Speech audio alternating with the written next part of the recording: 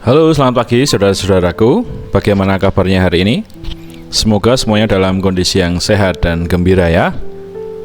Hari ini kembali bersama dengan kisah keluarga Leknarto.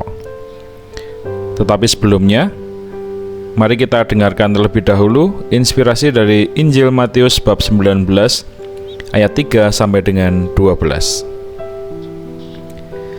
Pada suatu hari, datanglah orang-orang Farisi kepada Yesus untuk mencobai Dia. Mereka bertanya, "Apakah diperbolehkan orang menceraikan istrinya dengan alasan apa saja?" Yesus menjawab, "Tidakkah kalian baca bahwa Ia yang menciptakan manusia sejak semula menjadikan mereka pria dan wanita?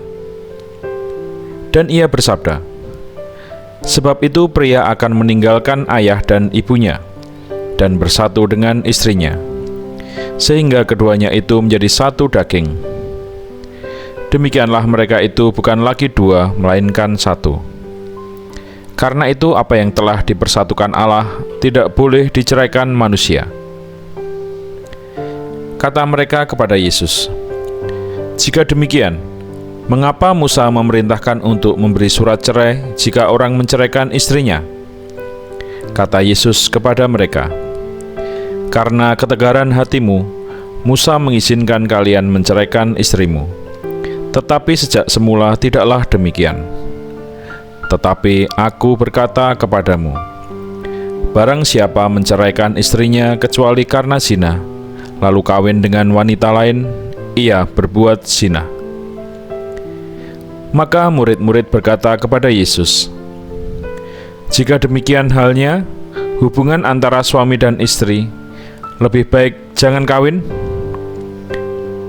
Akan tetapi Yesus berkata kepada mereka, "Tidak semua orang dapat mengerti perkataan itu, hanya mereka yang dikaruniai saja. Ada orang yang tidak dapat kawin karena ia memang lahir demikian dari rahim ibunya, dan ada orang yang dijadikan demikian oleh orang lain, dan ada orang yang membuat dirinya demikian karena kemauan dirinya sendiri. Demi kerajaan surga. Siapa yang dapat mengerti, hendaklah ia mengerti." Demikianlah sabda Tuhan. Terpujilah Kristus.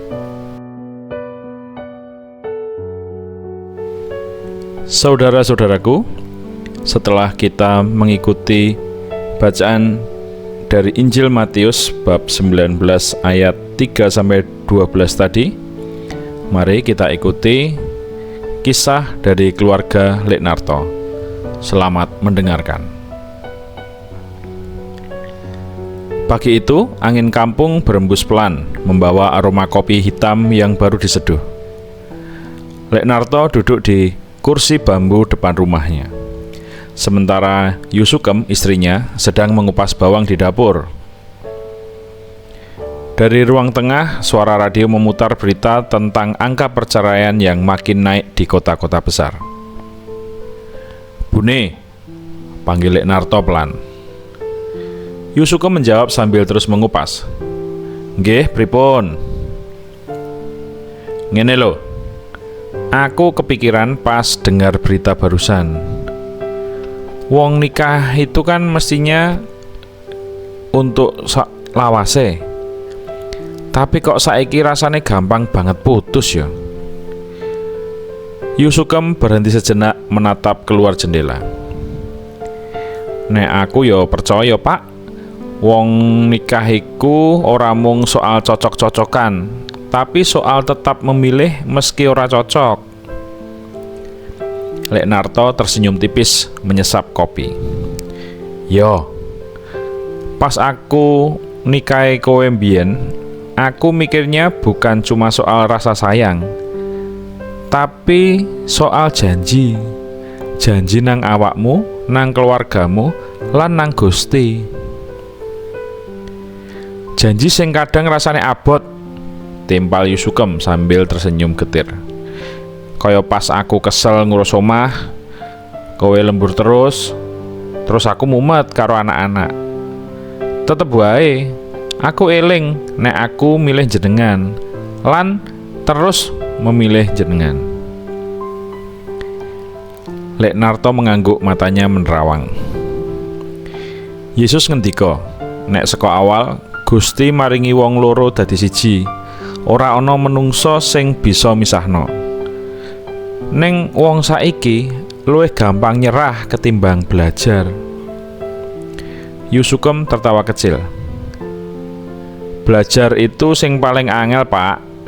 Belajar nrimo, belajar ngalah, belajar omong jujur, apalagi belajar ngguyu bareng meski masalah lagi numpuk. Lek Narto menaruh cangkir kopinya lalu menatap istrinya lama-lama. Kowe ngerti, Bune? Aku sadar, kowe iki anugerah sing Gusti titipke. Dudu barang sing bisa tak ganti kaya onderdil sepeda motor. Yusukem pura-pura manyun.